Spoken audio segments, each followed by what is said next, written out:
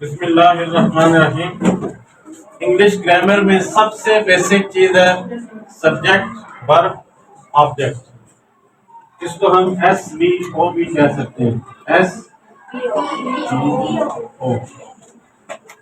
Subject verb object. English में sentence बनाने के लिए आपको सबसे बेसिक रिक्वायरमेंट है कि आपको सब्जेक्ट वर्ब और ऑब्जेक्ट का पता हो। ये तीन चीजें हैं।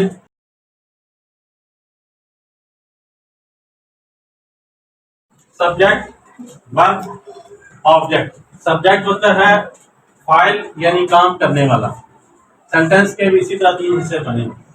सब्जेक्ट फाइल काम करने वाला। वर्ब होता है काम एक्शन, उसको उर्दू में फेल कहते हैं।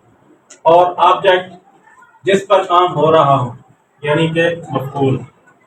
अब हम कुछ एग्जांपल से इस चीज को समझने की कोशिश करते हैं। ही बॉट बुक्स, उसने किताबें खरीदी। ही हो गया सब्जेक्ट, तो ही वो यानी एक लड़का, उसने क्या किया, खरीदी। बाट खरीदी। बाय की सेकंड फॉर्म है बाश। ये एक्शन हुआ है, उसने काम किया है बाट।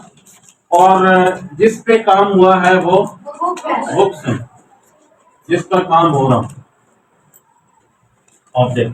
इसकी एक और निशानी आपको मैं बता दूं, सब्जेक्ट शुरू में होता है, वर्ब दरमियान में होता है, ऑब्जेक्ट आखिर में।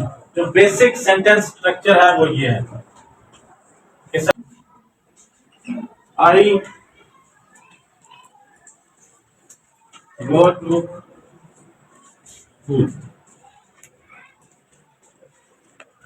मैं स्कूल जाता हूँ। आई हो गया आपका गो क्या है, वर्ब है।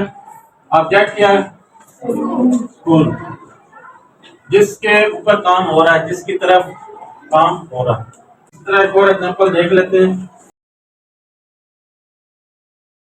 इसमें आप लोग बताएं, आमना क्या है,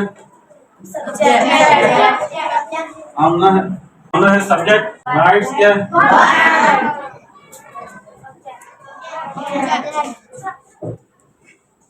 यहाँ तक क्लियर है सबको।